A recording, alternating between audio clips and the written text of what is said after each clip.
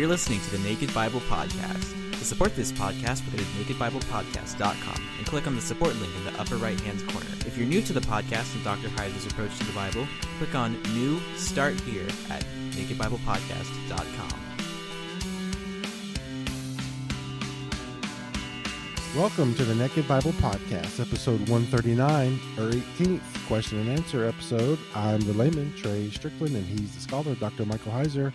Hey, Mike, how are you? Did you have a good Christmas? We did. It was a lot of fun. All the kids were at home, so that's always good when we get everybody together and kind of watch the expression on people's faces. Yeah. For the gifts. So, yeah, it was fun. Well, that's good. Yeah, I had a Christmas gift. I won the Super Bowl for our Naked Bible League. Oh, my. The champion is here. That's tragic. I am your 2016 Naked Bible Fantasy Football League champion. Yeah. Please, everybody. Oh, yeah. Send me your praises at treystrickland@gmail.com. Don't hold back. Right. Maybe we'll just torpedo the league next year. What is it? I mean, I'm the champion. How does it feel to be on a show with a true champion? I mean, do you feel different? I mean, I kind of feel different. I just think I had an out-of-body experience here. This is the wrong podcast for that. Right. Yeah, we can talk about that on Paranormal. Yeah, there you go. Are you doing anything fun for New Year's? Got any New Year's resolution? 2017? You give us you're pretty booked. Can you give us You're asking me if I do something for fun. Of course not. You should know better. Right. Just studying, right? Reading, writing, grading papers. Probably. No, I don't have to do any grading. So I could sit at my desk with the productivity pug on my lap and just think about the fact that I'm not grading, and that would be fun. Well, how productive is 2017? It's a pretty low bar. And we've got one book coming out in the spring. Yeah. Another book possibly. I'm not anticipating much in the way of production. It's not looking very well. If people subscribe to the newsletter, see, this is the kind of thing I do in the newsletter. I'm not gonna like publicly lament on the blog. I'm gonna give in the next issue of the newsletter, which should come out any day now. I sort of have this year in review, which on the one hand looks, people read it. Oh, wow. You guys did a lot this year. Mike was productive. Mike looks at it and thinks, yeah, Mike should have done literally 2 times as much. So, and I try to explain the math to people that, yeah, I really could. If I was doing this full time, I literally could do 2 to 3 times as much. So that's always, when I get a question like, what does 2017 look like? That's what filters, the answer. Well, that's why we need you listeners out there to help support Mike and the podcast and the show, McLeod. And, our goal is to get Mike to do this full time so he can produce this content full time and a lot more than what we're used to. So if you're interested in getting more, please, I do not want to wait another decade for Unseen Realm 2. Yeah. So help me out on that, listeners, please. Naked Nation out there. Let's try to get as much help as we can. Go ahead. Yeah.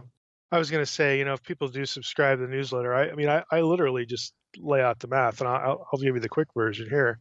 Because of my day job at Logos, I know precisely what I can produce in word count per day, because that's part of what I've done over the years. I can easily do 2,000 words a day. It sounds like a lot, but it's like 5 pages in Microsoft Word. Okay, at my day job, I've gone 4 or 5 months doing that every day after day after day after day. And if you do that, that comes out to 3 books a year. So I look at that and say that's what I ought to be doing, in addition to the podcasts. And if I was doing this full time, we could do video. We could do a lot of things. So that's always what's floating around in my head, what I know I could do. And then I always, kind of look at what gets done, because I don't have the time.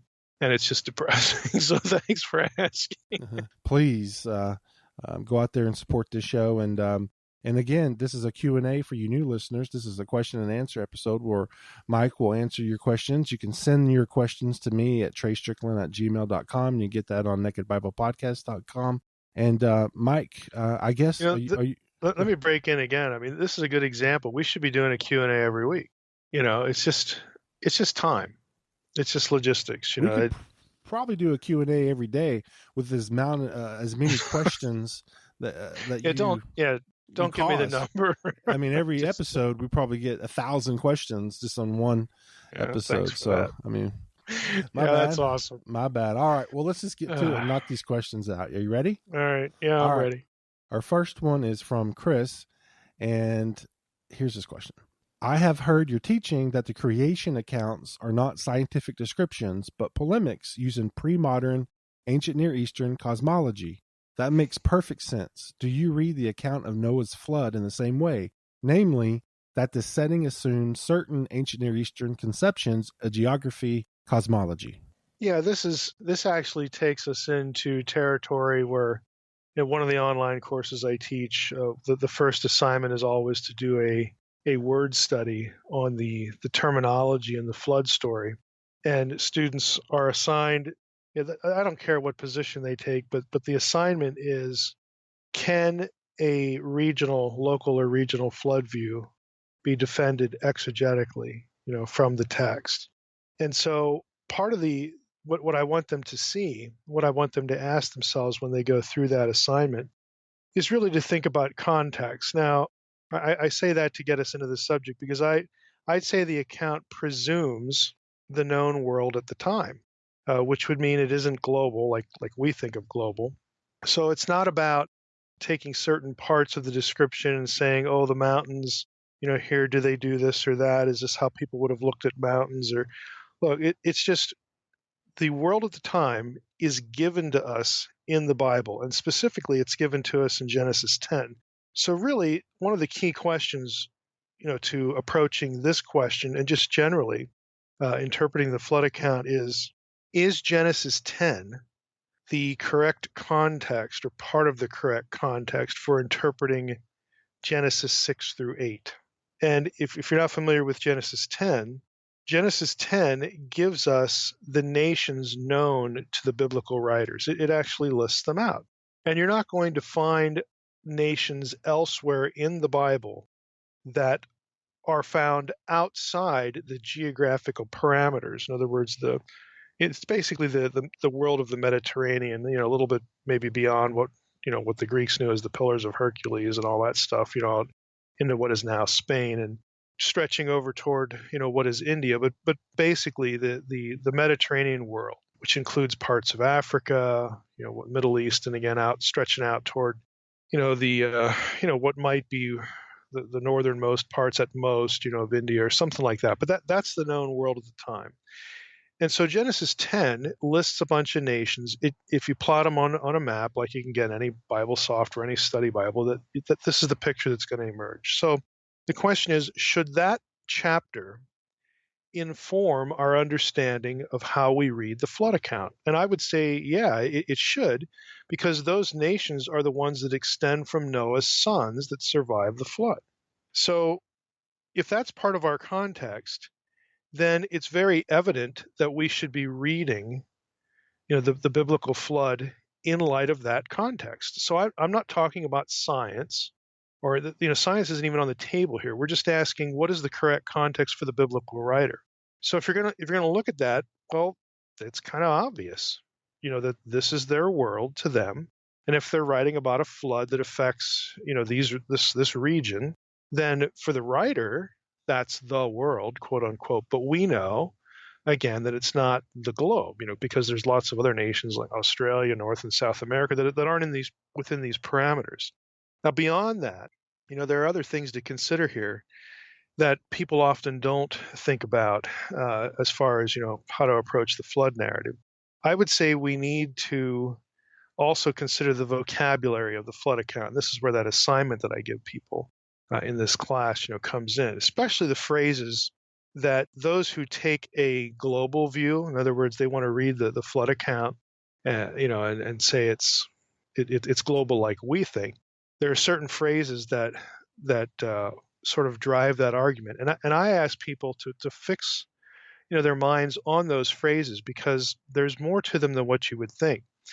Now, before I go on here, you could argue that, well, the intent of the passage of the flood description, the intent was, all the world, and so we could take that the flood story and say, well, we're gonna use the intent as sort of the context by which to frame the discussion.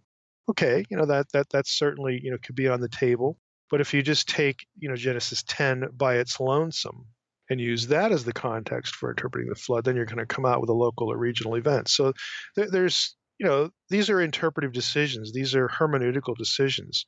Neither thing is totally self-evident, at how we should think about what we're thinking about, when it comes to this. But anyway, back to the phrases. What I'm talking about here is phrases like all the earth or the whole heaven or all flesh. These are phrases that take the word kol in Hebrew, all, every, or whole is what it means. And then it combines it with a word like eretz, land or earth, or basar, flesh, all flesh, all earth, the whole earth, all the earth, or shemayim, the whole heavens, or something like that. If you search those identical phrases through the Hebrew Bible, you will find the identical phrases occur a number of times. And within those hits, there are clear instances where the context dictates that the phrase should not be understood in terms of exhaustive totality. Let me give you some examples. Let's go with kol and eretz, okay, all the earth or the whole earth. It shows up in Genesis 2:11. This is the description of Eden, the name and the four rivers. The name of the first is Pishon. It flows around the whole kol land, eretz, all the earth of Havilah, where there is gold. Well, are we really being asked to believe that every place in Havilah was infiltrated by this river, like every square inch of it, runs? There's a tributary or something, some part of this river that runs through it. Well, obviously not. Or you wouldn't really have any arable. You wouldn't have any dry land. Are we supposed to say that the kol eretz of Havilah, again, all the land of Havilah, was surrounded by this river? In other words, the river surrounded the entire region, the entire place called Havilah. Again, you can't get exhaustive totality in the context of that verse. It occurs in Genesis 2:13, where it's the Gihon, again, these four rivers with Eden. 1 Samuel 14:25. Here's the verse. And all kol, the land, eretz, all the earth, all the land entered the forest, and there was honey on the ground. Now, the word kol, again, presumes people here in the context. They're talking about, a mass of people going into the forest, okay? So are we to presume that every last person of the earth, of the land, or let's just make it the land of Israel to not be ridiculous, but every last person in the land of Israel went into that forest? Well, of course not. Obviously not. Isaiah 14:7, the whole kol, earth, eretz, is at rest and is quiet. Really? Like no human or animal in the entire globe was making a sound? I mean, you could just go on and on, with these sorts of phrases. Abraham to Lot, Genesis 13:9, is not the whole kol land eretz, the whole earth, the whole land before you? No, I would suggest it wasn't, because Lot isn't looking at the entire globe, nor could he. Lot's not standing there with Abraham and seeing Australia. So these phrases, in many places, they cannot speak to exhaustive totality. The same thing with kol basar, all flesh. So we have here, let me just run a search here and look at a few of these. Joel 2:28. Let's just take a look at one here. And it shall come to pass afterward that I will pour out my spirit on all flesh, kol basar. Your sons and your daughters shall prophesy, your old men shall dream dreams, your young men shall see visions. If you're going to say that that's exhaustive totality, then every person on earth is going to receive the Holy Spirit. But that isn't the case. Only believers do. But this phrase, again, is something that occurs right in the Genesis account. So I would suggest, again, I don't really care. This is on my list of issues that I have to muster interest to really care about whether someone is a global flooder or a local regional flooder. I don't really care. I only care when people tie it to salvation or someone's view of inerrancy, because I can go for a long time going through scripture. I could be standing in front of an auditorium full of people and just running searches and showing you the exact phrases in context where they cannot mean exhaustive totality. And then the question is very simple. Is it okay to take these instances of these phrases where they don't mean exhaustive totality? Is it okay to use them as the hermeneutical filter then for the flood account and argue for a regional flood? People would say, no, that's illegitimate. You can't do that. And then it's very easy. I could just say, well, of course I can because of Genesis 10. Genesis 10 is not all the nations of the globe.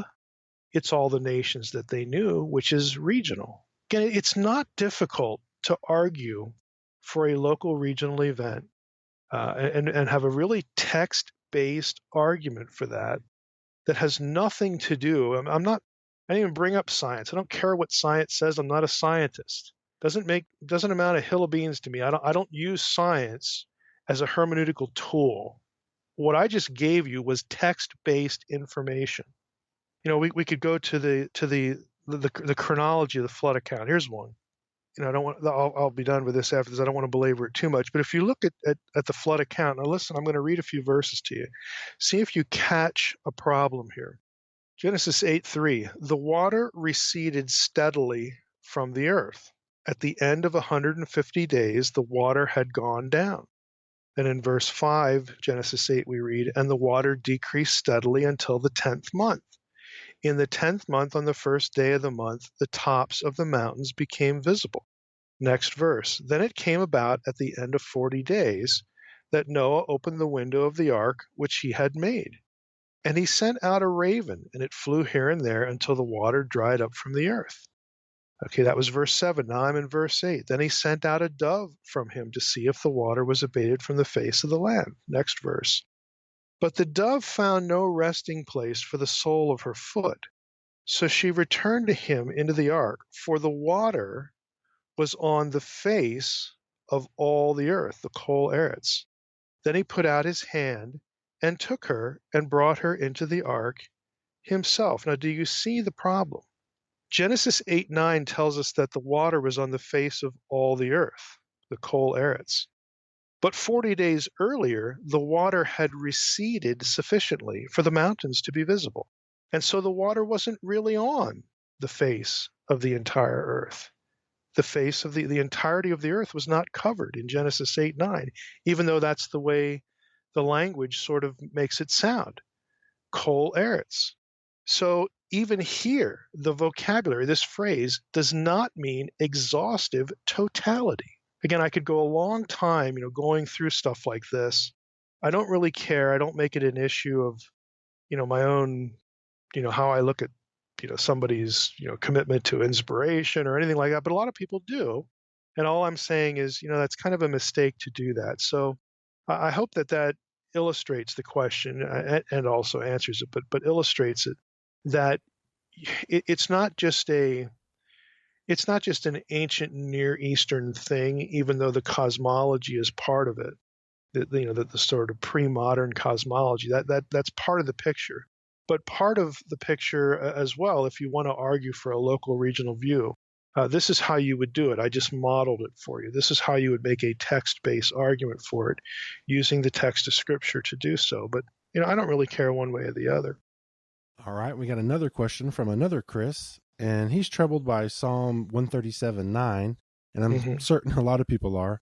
But his question is, why is it okay to say, quote, blessed shall he be who takes your little ones and dashes them against the rock, unquote. This is directed at the children of Babylon. Crushing the skulls of babies sounds like an atrocity, not judgment. It isn't merely descriptive, but rather a blessing upon the murder of babies. Yeah, this imprecation, I mean, it's very easy, for us to look at that and sort of view this as an isolated event, with sort of no context. But the logic of it, I mean, it's poetic language, which doesn't mean that the psalmist isn't really wishing it, because the psalmist is wishing for, his enemies to be judged. Whether that means every last person or not is a different issue, different but related issue. But let's just, take the language for what it is. My view of imprecation, and I'll be honest, I think we've had this question maybe a long, long time ago, or we did it somewhere. I can't remember what it was. Maybe in the series on Leviticus. But my view, I'll be honest, is a minority position. And it's not an insignificant one, though, but it is going to be a minority position. So, in a nutshell, I look at imprecatory prayer as deriving from the Abrahamic covenant, okay, Genesis 12, 1-3. And in that passage, God himself tells Abraham that he will curse anyone who curses him, treats him lightly, and his descendants, in other words, God's children. So if someone, treats them with contempt, God says, I'm going to judge them. So when the psalmist or anyone else prays for God to judge people, even killing them, even killing their relatives or their children, the basis of wanting that to happen, there's a context to it, and specifically in Psalm 139. I mean, the questioner brought up Babylon. Babylon had a long history of, again, being the bad guy in the Old Testament, specifically, toward the people of God, toward Israel. So the psalmist is in effect asking God to remember Genesis 12, 1-3. The psalmist is not going to take the matter into his own hands. What imprecatory prayers and imprecatory psalms really mean is that the person is angry or in anguish and saying, God, I want you to remember that you said those who do X, Y, Z to us, those who treat us with contempt, you will judge, you will curse them. I am asking you to do that. I'm asking you to remember this covenantal promise and take care of business. Even to the nth degree, even to these horrific, sort of over the top kind of descriptions. But the psalmist is not going to act on that emotion. The psalmist is asking God to take care of the problem, to judge the evildoer in whatever way God sees fit. And I think that all this, that's important, because at the heart of it, it's not a biblical justification for you to get angry at someone and lash out at them. It's actually the opposite. It's a biblical injunction for you to tell God just how you feel, even in really dark terms. You're telling God just how you feel. In the case of the Israelites, I mean, they'd seen all this happen to them, 100 times over. If we're going through the book of Ezekiel, this is the kind of stuff you get that, especially in an episode, I think it might have been the last episode with the Assyrians. I mean, it gets even worse than that. And this is what they had experienced. And so for the psalmist to say, what gives? God, you need, now to turn around. I mean, you could say, well, I get it. We apostatized. We went and worship other gods. This is what happens. But that doesn't take away the Abrahamic covenant. The psalmist wants justice, in the end, on the basis of this covenant. And so that's what imprecation is really about. Now, Christians, the question comes up, what about Christians? Should we pray these kind of prayers? Should we vent this way, like the people in the Old Testament did? I would say yes, because Christians are the inheritors of the Abrahamic covenant. That is explicitly stated in Galatians 3. So it stands to reason we can ask God to judge our enemies as well. What we can't do is judge our enemies ourselves. We're not supposed to take matters into our own hands. So these prayers at their very heart are pleas to God in very visceral language, for God to judge evil, God to judge the people who are doing bad things to his kids, his children, for God to remember the original promise, Genesis 12, 1-3, and do something about it. And then you just leave it up to God. Imprecation is not a justification for a Christian or anyone, whether it was an Old Testament Israelite either, for taking matters into their own hands. And they're, that's just, I think, how we need to frame the discussion. It's up to God how he will remove and judge those who oppress and curse his children. That's up to God.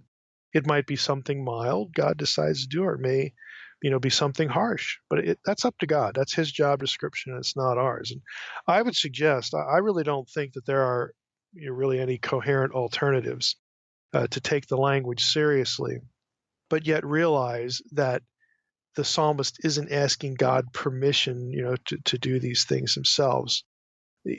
They're just using the most, again, visceral language that you can use but they're leaving it up to God ultimately.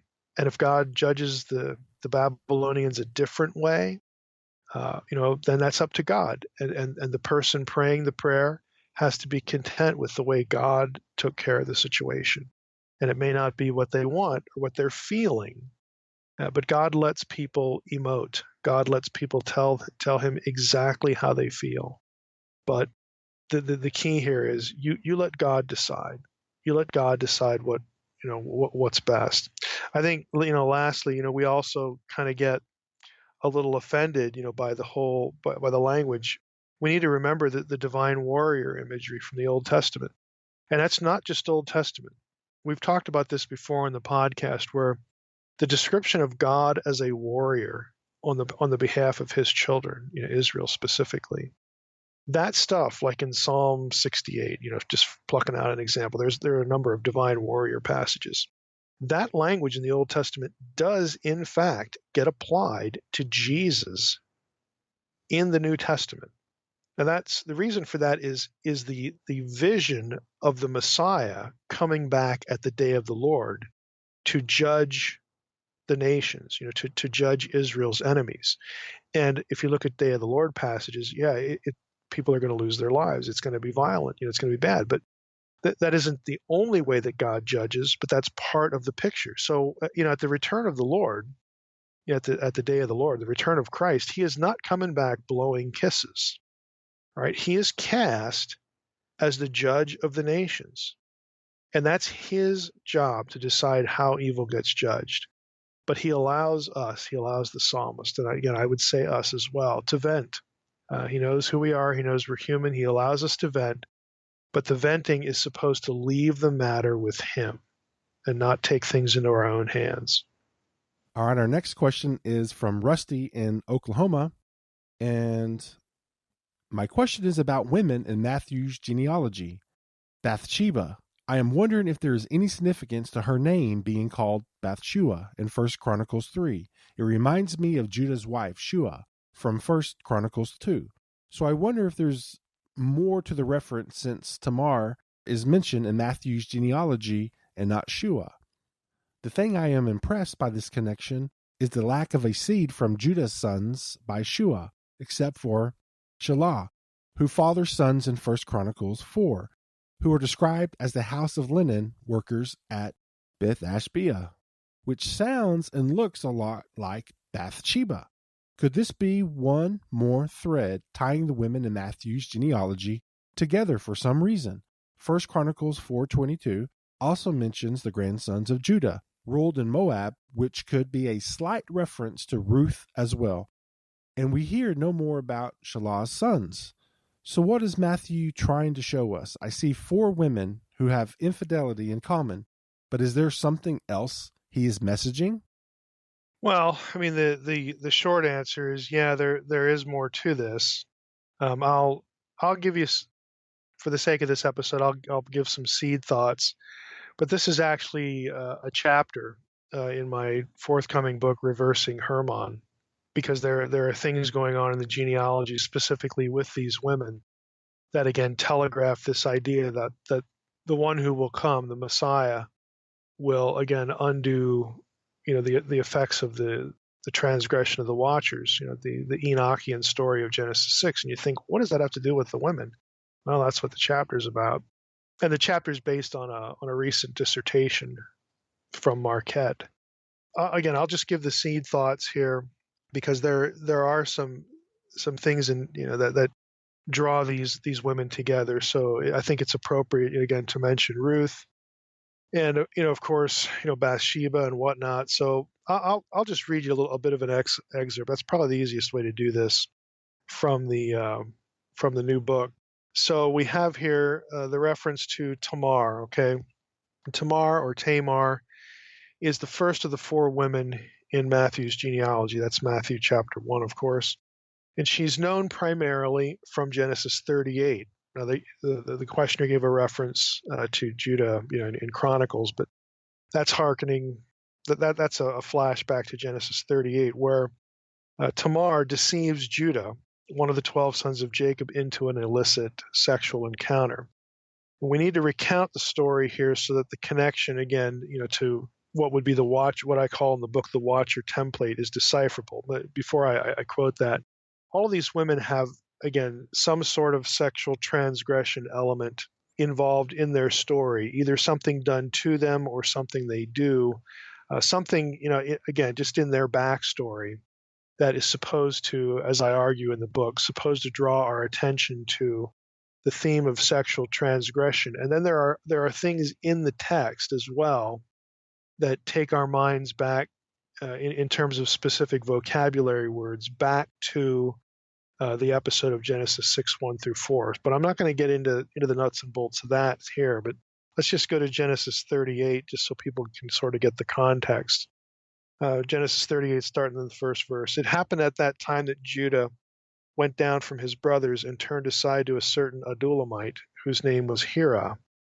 There Judah saw the daughter of a certain Canaanite, whose name was Shua. If we skip to verse 12, in the course of time, the wife of Judah, Shua's daughter, in other words, this Canaanite woman, died. When Judah was comforted, he went up to Timnah to his sheep shears, he and his friend Hira the Adullamite. And when Tamar was told, your father-in-law is going up to Timnah to shear his sheep, then she took off her widow's garments, covered herself with a veil, and she dresses up like a prostitute. Well, in the verses that we didn't read, and then some of the backstory, Tamar, was the one that had lost a succession of husbands. And the last of Judah's sons, was sort of next in line because of the whole custom of the levirate marriage. And Judah had withheld him from her. And again, it's not just a sexual thing. It's for the purposes of having children, which is tied to inheritance of property and all that kind of stuff. So he has withheld his last son from her because the other ones have died after being married to this woman. Well, to Tamar. So, when Judah's own wife dies, and has a period of mourning, then he goes up to, this particular place where the sheep shearers were, and Tamar hears this and she goes, okay, I'm gonna get revenge. Essentially, I'm gonna trick him. She dresses up like a prostitute, seduces her own father-in-law, and then of course she gets pregnant by that. We know, or at least I'm assuming we know the rest of the story, how she eventually gets vindicated and he's shown to, have basically betrayed, the thing he should have done was to give her his son and so on and so forth. So we have this whole incident that revolves around this Canaanite woman who was the daughter of Shua. She was Bat, the daughter, of Shua, Bat Shua. So, keep that in mind because that the terminology is going to come up again, and it already did in the question. Now, Bathsheba's name becomes part of this because in 2 Samuel 11, where readers first encounter her, she's called, quote, Bathsheba, Bat-Sheva, the daughter of Eliam. In 1 Chronicles 3:5, she's given a different name. She's called Bat-Shua, the daughter of Amiel. And in Hebrew, the first part of the name, Bat, it means daughter. So the name from 1 Chronicles literally is just like the situation back in Genesis 38. It means daughter of Shua, which is, the part of the passage we just read. Now, this whole, issue with Bat Shua connecting Judah's situation where this woman in question was a Canaanite, we're not told specifically if Tamar was a Canaanite, but the woman Judah had married was a Canaanite. She's the daughter of Shua. And then we get this going on with Bathsheba, of course, and who gets involved with David. It's because of this that it's possible, scholars have theorized that Bathsheba was a Gentile. Again, was a Canaanite, so that Uriah and Bathsheba were not a mixed couple, a Jew and a Gentile, but they were both Gentiles. And the connection back to Tamar is interesting, again, for the purposes that I deal with in that particular chapter. Because if that's the case, and the issue is not so much that these women are Gentiles. We can't prove that all of these women were Gentiles. There are some that for sure are, and there are others that are, you can make an argument, it's sort of a peripheral argument like this one, for the possibility anyway. But the real issue is that, not only are they potentially, at least two of them, but maybe all four of them, sort of another seed, okay, outside the Israelites, that whole idea. But they definitely, all four of them, have something in their background that has to do with an illicit sexual relationship. And that becomes, again, part of the backstory, and in some cases part of their redemption. In other cases, it's peripheral to them, and someone else, has to have that problem taken care of, and they were victims, that sort of thing. But as I'm going to argue in this chapter of the new book, all of these women are connected by the theme of sexual transgression. And they are, I'll just give you one example. Like Ruth is called a Gevirah, which is the feminine equivalent of Gibor, which is a term that comes from Genesis 6:4. The Nephilim are called Giborim. That doesn't mean anything in terms of her literal physical genealogy. It's just a term that people would have picked up on that would have taken their minds back to the Genesis 6:1-4 incident, connecting something in Ruth's heritage, in her story, and Boaz is a Gibor as well, that there are things going on here that connect their backstory to these 4 verses in Genesis. And you say, well, why does that matter? Well, it matters because this idea that it was because of the sexual transgression of the Watchers that they came to earth, and they not only, again, just sort of had this heaven and earth transgression, but they also taught humans how to basically destroy themselves through different points of knowledge. And there are things about, let's say, one of the things in Enoch that's mentioned is makeup and perfumes and all this stuff. Well, by themselves, you could look at that and say, well, big deal. Well, those things are often mentioned in biblical stories to portray a seduction incident. Okay, and so that takes the reader's mind again back to, again, this theme of sexual transgression, which sort of gets its kickstart in Genesis 6:1-4, or at least the blame for that kind of behavior is laid at the feet of this incident. That becomes the wellspring, the bad wellspring from which people just go crazy. Again, they take something that in and of itself could be neutral. And some of the things that the Watchers, are, quote unquote, teach humans are in other passages, in certain passages, neutral, but they can also lend themselves to destructive behavior and self-destructive behavior. And that's why in Jewish thinking, part of if we back to our old question, if you ask the average Christian, why is the world the way it is? Why is there so much sin and evil? The only answer you're going to get is Genesis 3. If you asked a first century Jew the same question, they would not say Genesis 3, the fall. They would say that's one element. The other element is Genesis 6:1-4. And the third, element to that is what happened at Babel. So all three of those things frame depravity for a first century Jew, whereas Christians are taught to only think of one of them and exclude the other two. Well, the New Testament writers don't exclude the other two. And so the expectation of the Messiah in between the Testaments, and again in certain things said in the New Testament, certain episodes, draws on this idea that the Messiah is supposed to be the cure for all of this garbage, all of this depravity that springs from these 3 incidents, not just this one. And so I don't want to go too much further than that, because I really can't do the terminology and the naming issue justice in this brief description. But at least those are sort of the nuggets, But this is a good catch on the part of the questioner, and it's something that again, Hebrew readers would have noticed. And then the question comes, well, why is it there, and what is the writer trying to intentionally draw attention to? And as we'll see in Reversing Hermon, oftentimes it's this episode, this second segment of the 3 causes for why the Messiah needed to come.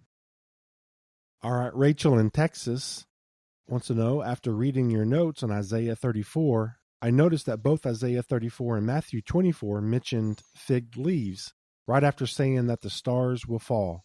If the two texts are about the same ideas, would that mean that the fig leaves in Jesus' parable represent the same heavenly beings as they do in Isaiah 34? Do you think that is what Jesus was saying? Could you elaborate on what their coming out and summer is near might mean? Yeah, well, I would say I wouldn't use the word, like the leaves represent the actual entities. They represent they represent something that I do think I would agree with the questioner that is consistent in Isaiah 34. But let's just read the passages so listeners get a feel for the context here.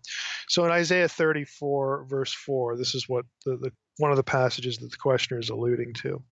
We read, "All the host of heaven shall rot away, and the skies roll up like a scroll. All their host shall fall, as leaves fall from the vine, like leaves falling from the fig tree." And we spent a good deal of time talking about Isaiah 34 in an earlier episode, where this language again it's not just celestial events. There are passages there are other verses in this passage, but there are other passages that make it clear that at the day of the Lord, when the host of the nations, when they get judged, well, the host of heaven gets judged too. And it's linking that basically God's going to clean house not just on the earth but also in the spiritual world, in a nutshell. And so it uses this host of heaven shall fall as leaves fall from the vine, like leaves falling from the fig tree. And then in the New Testament, in Matthew 24, and Matthew's not the only place that has this, you get this in Mark 13 as well. But in Matthew 24, verses 29 through 34, I'll read those. "Immediately after the tribulation of those days, the sun will be dark and the moon will not give its light, and the stars will fall from heaven." Again, stars, very familiar language for divine beings in certain contexts. "And the powers of the heavens shall be shaken. Then will appear in heaven the sign of the Son of Man, and all the tribes of the earth shall mourn. And they will see the Son of Man coming on the clouds of heaven with power and great glory. And he will send out his angels with a loud trumpet call. They will gather his elect from the four winds, from one end of heaven to the other. From the fig tree," verse 32, "learn its lesson. As soon as its branch becomes tender and puts out its leaves, you know that the summer is near. So also, when you see all these things, you know that he is near at the very gates. Truly I say to you, this generation will not pass until all these things take place. Heaven and earth will pass away, but my words will not pass away."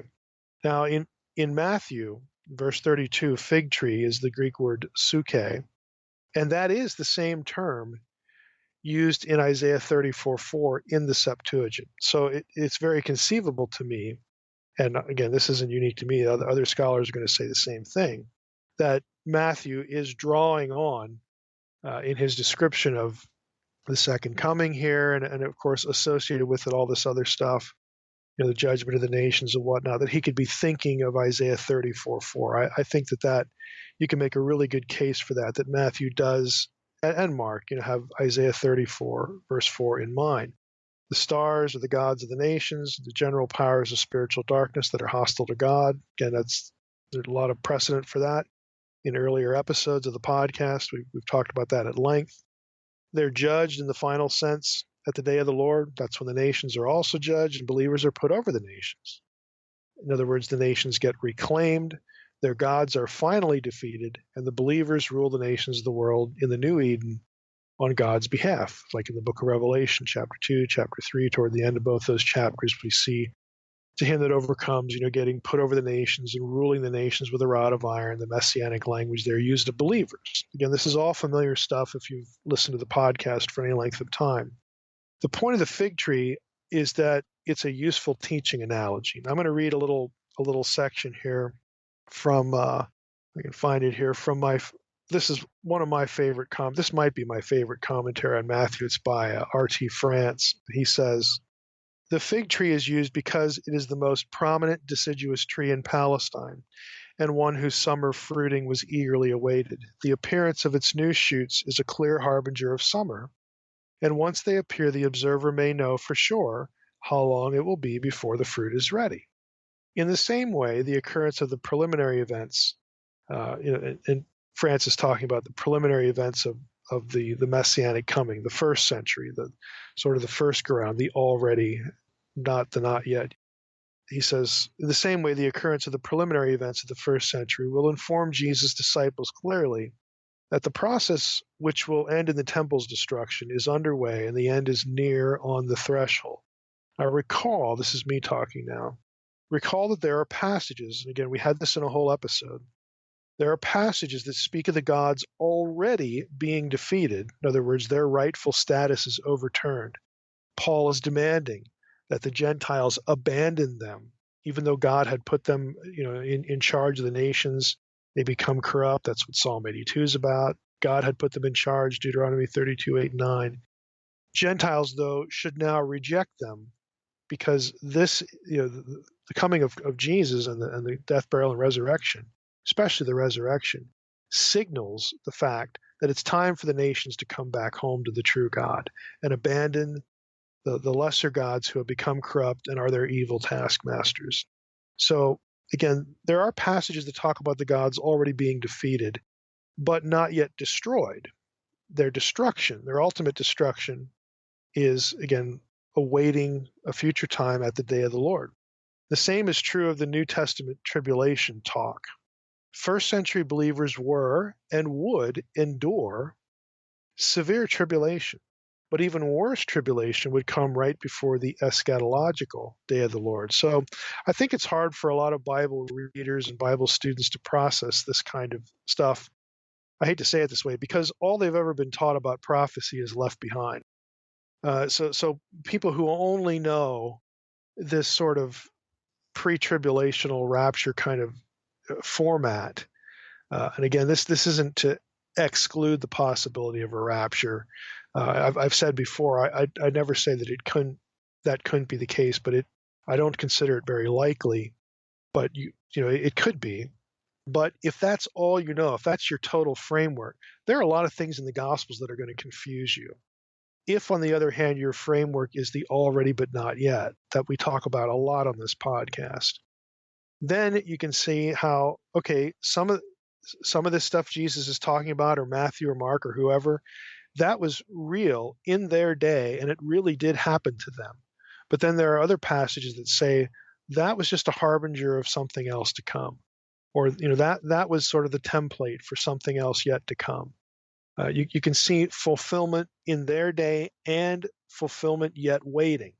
But if all you're ever trained to think about is whenever somebody says something about that sounds eschatological, it's only future, then you're gonna have a tough time reading the Gospels. And so I just want to throw that out to maybe some listeners that's really the only way they've ever been taught to process eschatology, end times talk.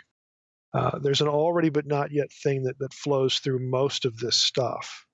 And that's why we need to pay attention to that. We don't need to be Millers and say everything's already happened, or full preterists or whatever. And we also don't need to be the other side and say, well, nothing's happened, it's all yet future. Actually, the answer's somewhere in between, like there is in so many other cases. So I think the fig leaf thing is just it's a useful illustration that, again, once you see this, and you're going to see it, you're going to experience what we're talking about here. But if it's tied to Isaiah 34, then the ultimate destruction of the stars of God is associated with the day of the Lord, which has not yet happened. And you can go to the New Testament and talk, even in the Gospels, and see, Jesus and other people talking about the day of the Lord being yet distant, yet future. So it's not that there's a contradiction, it's that we have a both and, not an either or. Our next question is from Lance, and he wants to know, why did Jesus ask the Father why he forsook him on the cross? Jesus obviously knew what he was doing and why he was doing it. Is it a translation thing, or is it something more esoteric? Yeah, I think it's a genuine expression of feeling God has forsaken him.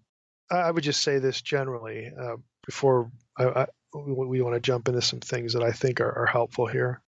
To affirm the humanity of Jesus is not to deny his deity here, any more than when he doesn't know what day or hour he's going to return.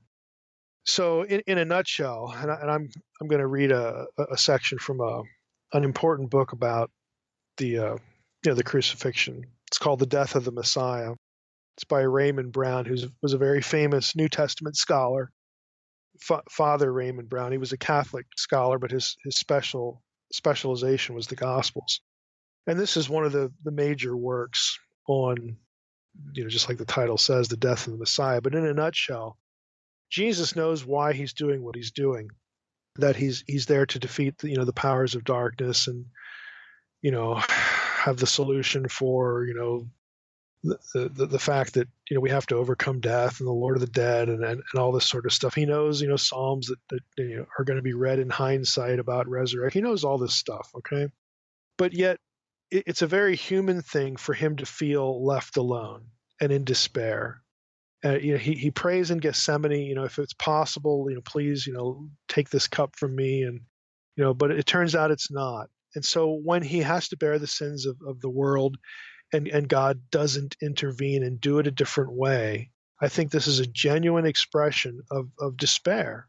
Jesus is human. He's not just God. He is God, but he's also human.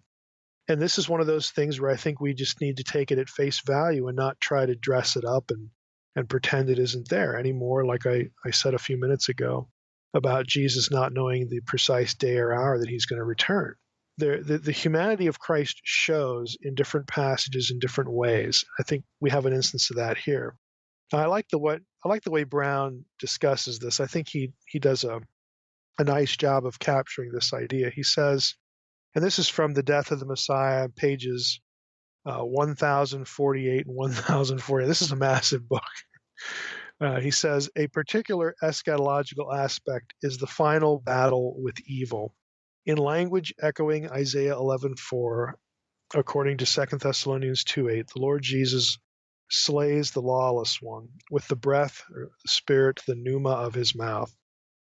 In Acts 8:7, we have this idea of bo'an or phone megale, this great voice, great sound, to describe the shriek of unclean spirits as in defeat when they come out of the possessed. So he's comparing this language to the language of Jesus' anguish, when he cries out.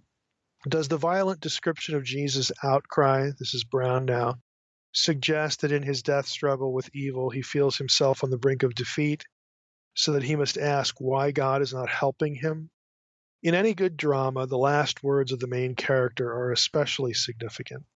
It is important for us then to ask how literally we should take, my God, for what reason have you forsaken me? Again, quoting from Psalm 22, verse 2.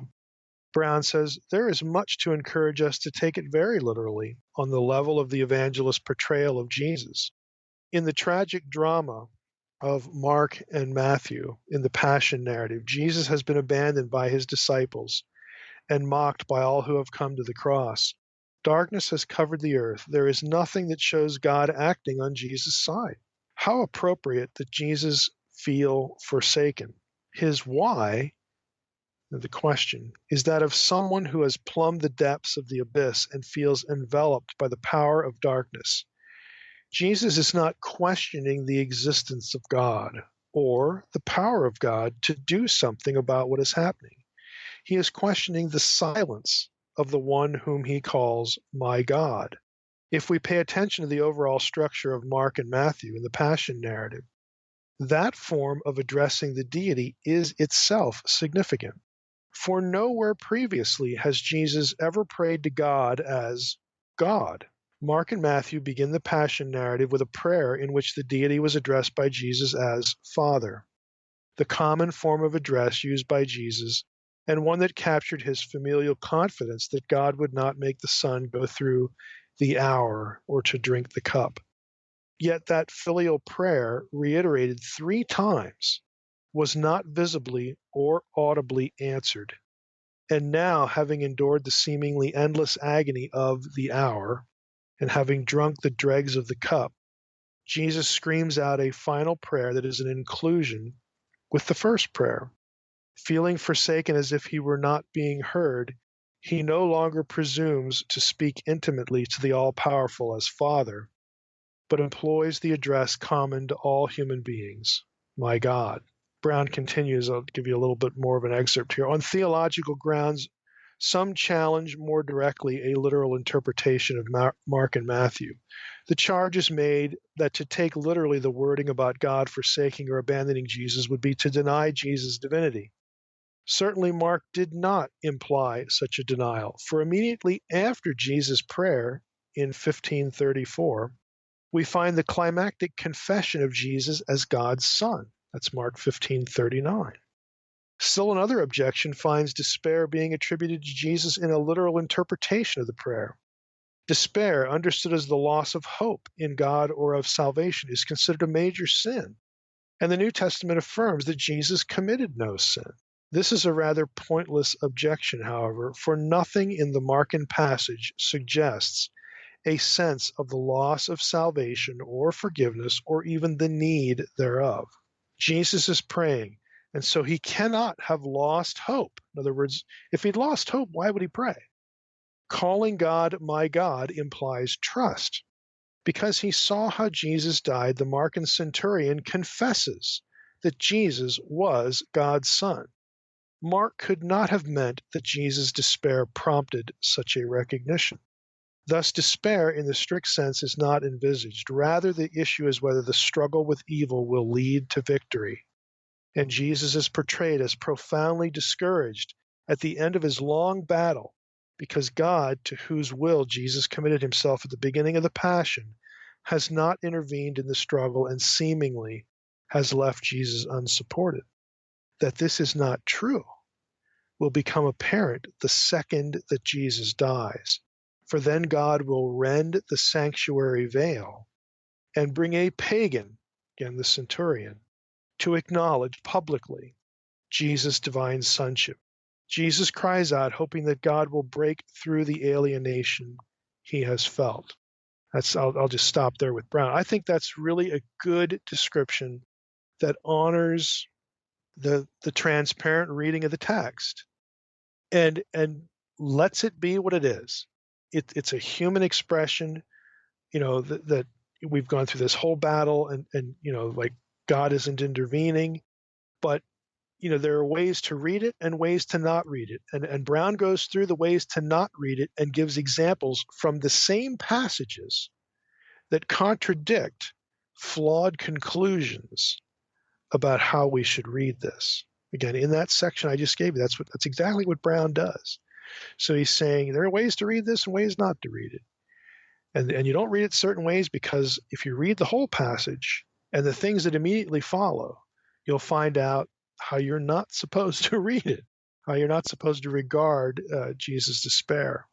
But nevertheless, he leaves it in place. He doesn't try to pretend it's not real. All right. Our last question is from Curtis. And his question is, the authorities in Romans 13:1 is exousia. I was wondering your thoughts on Romans 13, Ephesians 6:12, and Isaiah 9:6, and in turn, its relation to the divine counsel, if there is any.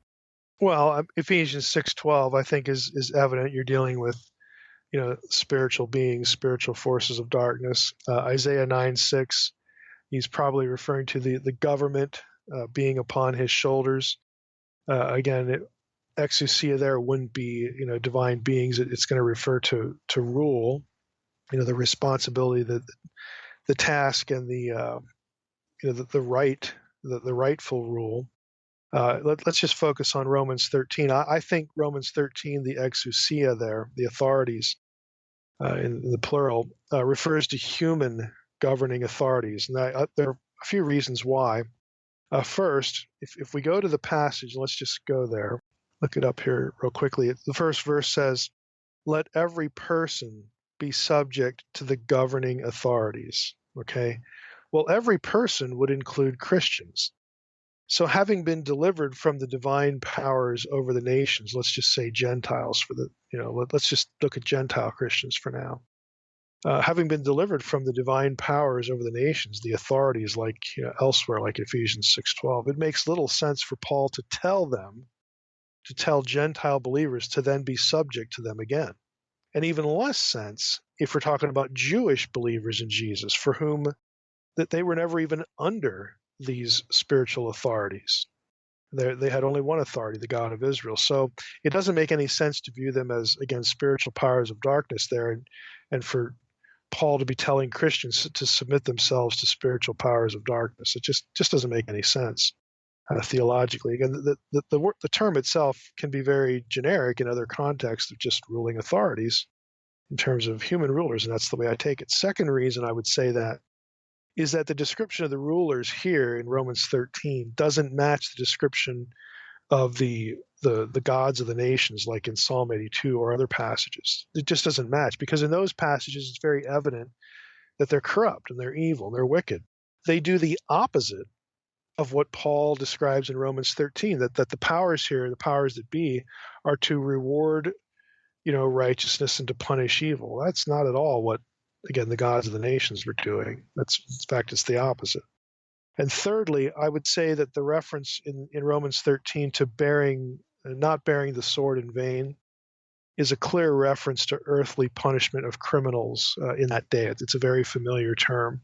So I really don't think there's any good reason in Romans 13 to view the exousia there in that passage as the gods of the nations, the principalities and powers. All right, Mike, that's all the questions we have for this one. So we appreciate you answering our questions. And next week, we're back into Ezekiel. Is that correct? Mm-hmm, that's correct. Okay. Is there anything else you'd like to add for this show? No, I think that's good. Those were good questions. Keep the questions coming. We are chipping away at them, and we'll do the best we can with them. All right. Well, that sounds good, Mike. All right. Well, I want everybody to have a happy new year and a good 2017. This is our last episode of 2016. It was a good one. So only more good things to happen in 2017, and we look forward to it. And again, Mike, thanks for answering our questions. And I want to thank everybody for listening to the Naked Bible Podcast. God bless. Thanks for listening to the Naked Bible Podcast. To support this podcast, visit www.nakedbibleblog.com. To learn more about Dr. Heiser's other websites and blogs, go to www.drmsh.com.